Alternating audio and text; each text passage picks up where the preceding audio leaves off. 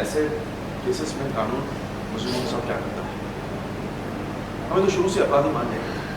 जैसे मैं 1 साल बाद निकला बाहर, मेरी कंपनी डूबने के कगार पर, मैंने अपनी एड़ी चोटी का जोर लगा दिया। कुछ भी हो जाए मैं अपनी कंपनी को उसी जगह लाऊंगा जैसे वो आज है। मैं वही कपड़े पहना कर रहूंगा जो मैं हूँ। अपने आप को पूरी तरह से काम में झोंक दिया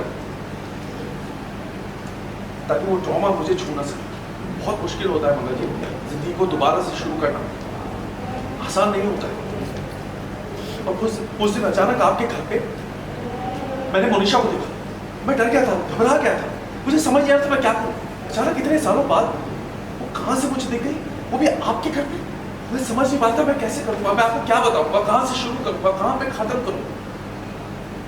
मैं डर गया था। मुझे लगा कि पता नहीं आप सुनने के बाद कैसे रिएक्ट करेंगे। उसी दिन तुम्हें वो सच बताना चाहता था, लेकिन मैंने उसे रोक दिया क्योंकि मैं नहीं चाहती थी कि वो दोबारा से जिल्लत उठे। क्या करती हूँ मैं? मुझे अपने बच्चे को बचाने के लिए उसे सच बोलने से रोकना पड़ा। मुझे पता था कि कभी को कोई भी नहीं समझेगा।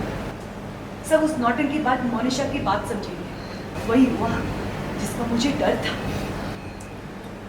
सच पता चलने के बाद आप लोगों ने उसे कितना सुनाया, जबकि उसकी कोई भी गलती नहीं थी। सारी गलती मोनिशा ने की। उससे झूठे इल्जाम लगाए मेरे कपिल पर, उसे जेल भेजा। मैंने क्या क्या झेला है बेटा, मैं क्या बताऊं।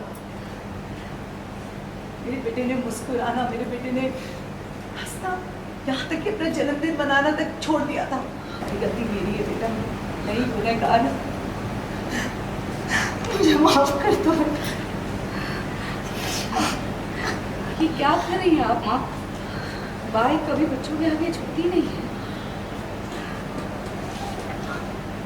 ये तो शुक्र है भगवान का कि शादी होने से पहले ही ये तो शुक्र है भगवान का, शादी होने से पहले ही सारी गलतफहमियां दूर हो गई। नहीं तो इस आदित्य का बस चलता ना तो आज ही पुलिस बुलवा लेता निकम्मा। प्रतिभा जी, मैं आपके सामने हाथ जोड़ के माफी मांग रही हूँ।